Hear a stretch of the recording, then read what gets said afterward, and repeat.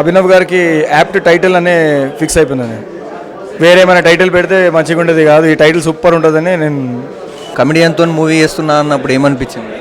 కామెడియన్తో కాదు సార్, ఒక మంచి యాక్టర్తో ఒక సినిమా చేస్తున్నా అనిపించింది నాకు. కామెడియన్ కాదు, is a stage actor, is a capable actor, is a capable of doing many different kinds of role.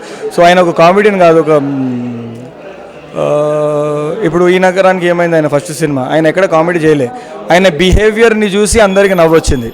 So yes, is a good actor and ఆయన పేరు వినగానే నేను 50% సినిమాకి ఒప్పుకున్నాను నేను. అలాగే ఇప్పుడు ఎందుకంటే ఆయన ఒక సినిమా చేస్తున్నారంటే ఆయనకు సినిమా మీద ఉన్న నాలెడ్జ్ ఖచ్చితంగా ఒక పీక్స్లో ఉంటుంది. ఆయన ఒక సినిమా ఒప్పుకున్నారు, ఫస్ట్ టైం ఆయన లాంచింగ్, సో ఒక మంచి రేంజ్లో ఉంటుంది.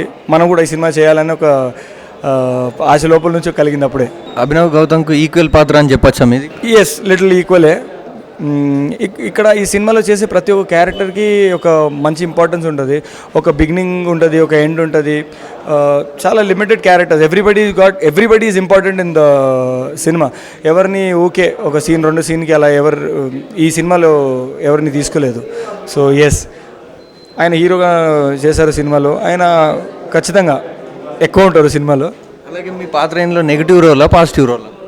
అది ఆడియన్స్ చూసి డిసైడ్ చేస్తే కొంచెం బాగుంటుంది. ఎందుకు నేను అభినవ్ చాలాసారి డిస్కషన్ జరిగింది మా ఇద్దరి మధ్యలో, నేను నెగిటివా నువ్వు నెగిటివా, ఆ సిచ్యువేషన్ నెగిటివ్ ఎవరి చేతిలో లేదు. అది మీరు చూసి మాకు చెప్తే కొంచెం బాగుంటుంది.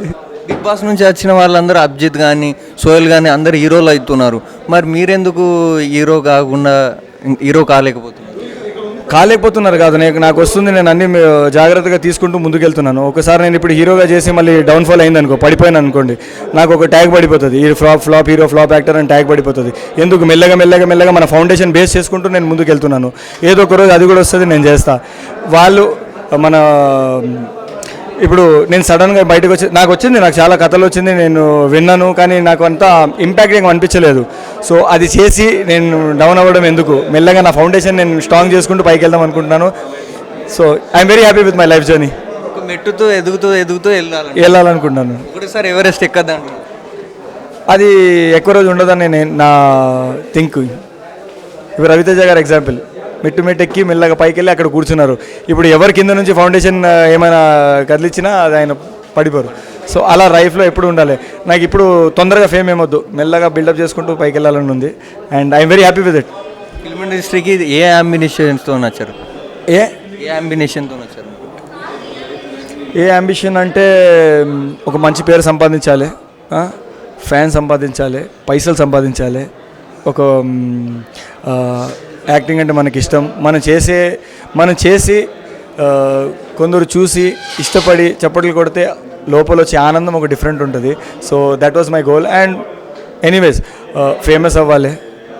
లైఫ్లో పెద్ద ఆపర్చునిటీ అంటే ఎప్పుడు వచ్చింది మీకు? లైఫ్లో పెద్ద ఆపర్చునిటీ మీకు ఎప్పుడు వచ్చింది? బిగ్ బాస్ వచ్చినప్పుడు వచ్చింది అనుకుంటున్నాను నేను. ఎందుకంటే నా లైఫ్ మొత్తం మారిపోయింది, దాని నుంచి బయటకు వచ్చిన తర్వాత నా లైఫ్ మొత్తం మారిపోయింది. ఇవాళ నేను ఈ స్టేజ్లో ఉన్నానంటే డెఫినెట్లీ అదొక కారణం. దానికన్నా ముందు నేను టీవీ షోస్ చేశాను, సీరియల్లో నటించాను. That is also I should not forget that my grounds. అక్కడ నుంచి నేను స్టార్ట్ అయ్యాను. వాళ్ళు నాకు రోల్ ఇచ్చారు కాబట్టి నేను ఎవరో బిగ్ బాస్ వాళ్ళకి తెలిసింది, దాని తర్వాత నాకు బిగ్ బాస్ ఆపర్చునిటీ వచ్చింది, అక్కడ నుంచి నా లైఫ్ మొత్తం మారిపోయింది. So every point in my life is important and equal నేను చెప్పాలి యాక్చువల్లీ. మళ్ళీ బిగ్ బాస్కి వస్తే వెళ్తారా? ఎందుకన్నా అయిపోయింది కదా, మళ్ళీ వెళ్ళి ఎందుకు? ఇప్పుడు మంచి పేరుతో బయటకు వచ్చినాము, ఫైనల్స్ వరకు వచ్చినాము, ఇప్పుడు మళ్ళీ వెళ్ళిన తర్వాత వారం విన్నర్ ఉంటుంది కదా, విన్నర్ అయితే మనకు వద్దులే బస్ చాలు. నేను ఫస్ట్ టైం, నేను నిజంగా చెప్పాలంటే ఫస్ట్ టైం కూడా నేను వెళ్ళినప్పుడు నేను విన్నర్ అవ్వాలని నేను ఆశతో వెళ్ళలేదు. నేను అందరికి చూపించాలి, ఇండస్ట్రీలో ఉన్న మన డైరెక్షన్ డిపార్ట్మెంట్కి, డైరెక్టర్స్కి, ఇంకా ఆడియన్స్కి నేనేంటో అని చూపించుకోవాలనే దీంతో నేను లోపలేను. దాని అవార్డు నేను దానికోసం నేను ట్రై చేశాను, వస్తే బాగుంటుంది.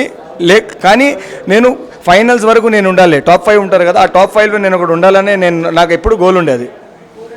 So yes, thank you so much. ఇంకా అడుగుతా, ఏ హీరోతో యాక్ట్ చేయాలని?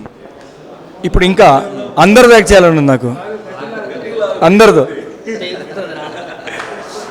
యాక్ట్ చేయాలని ఉంది నాకు.